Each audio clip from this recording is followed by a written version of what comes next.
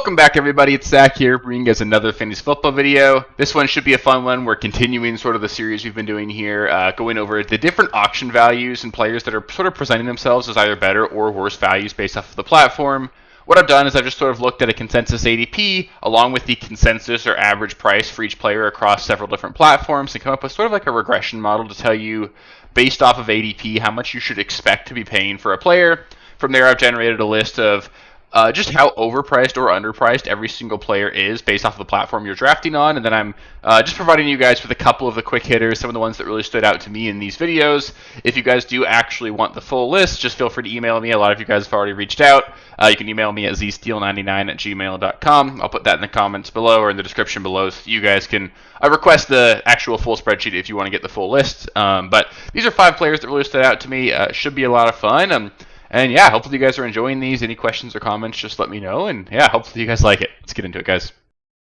So starting things off with the best auction value on Sleeper right now, it's actually Christian McCaffrey. I mentioned him as one of the worst values that stood out on ESPN. And on the flip side, he's actually the standalone best value on the Sleeper platform right now.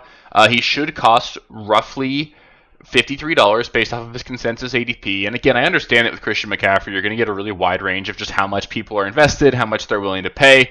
It's not shocking that he was one of the most polarizing draft picks because there's a ton of risk associated with him. But he comes in at a $44 price tag on Sleeper. For context, he was $20 more than that on ESPN, so that's why he was one of the worst values there. One of the best ones here on Sleeper. So I'm a little bit scared of him. Obviously, the injury concerns are legitimate. The Niners did today just trade for Brian Robinson Jr., so there's a lot of moving parts there, obviously. But right now, Christian McCaffrey reportedly looks awesome. He's healthy right now, which pretty much the entire backfield, other than now Brian Robinson, can't say.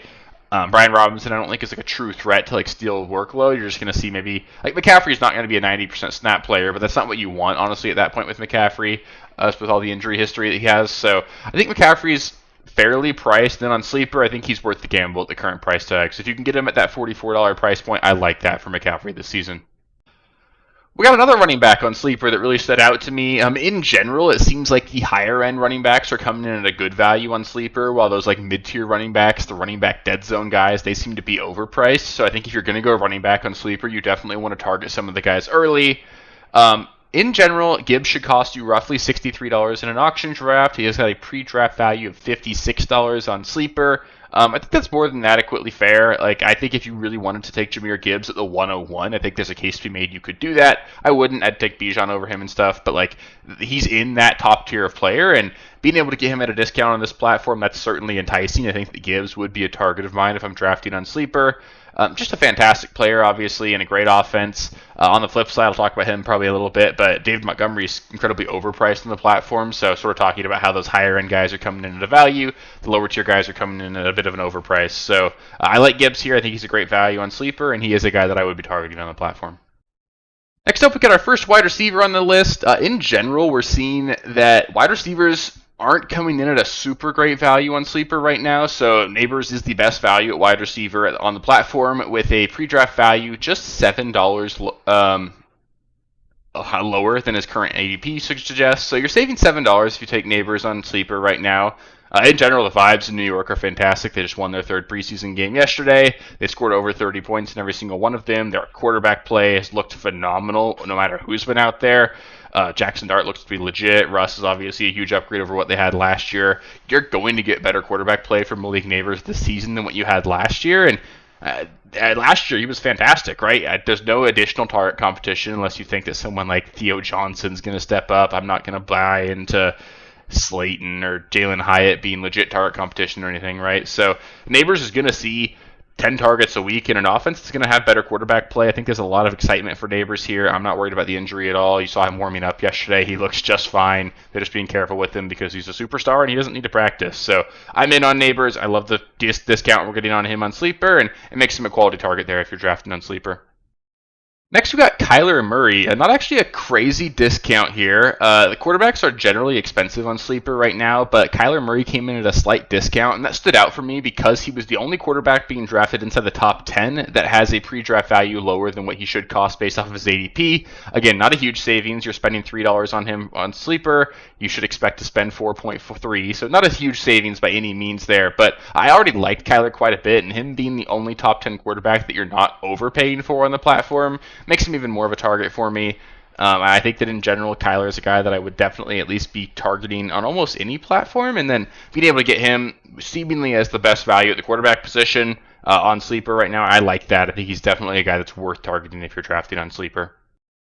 And the last wide receiver and last player on this list is going to be CeeDee Lamb. I think there's a fair argument that you could justify taking CeeDee Lamb as the first wide receiver off the board this season. Again, I would take Jamar Chase over him, but we saw CD finish as the wide receiver 1 just 2 seasons ago. We know he's plenty talented. This is going to be an offense in Dallas that I'm at least super excited about. I think they're going to have to throw the ball a ton to even keep up in their games. And based off his current ADP, you should expect to spend roughly $61 on CD, so a hefty price tag, and he only costs you $65 on Sleeper, so you're getting a $6 discount. I think that's pretty significant. I would definitely be drafting a ton of him on Sleeper right now. I've already got a couple shares in a couple of my leagues. I really do like CD a lot this year, and in general, I just really love this Dallas passing game, and I know I mentioned Kyler as one of the only top 10 quarterback that's coming into discount.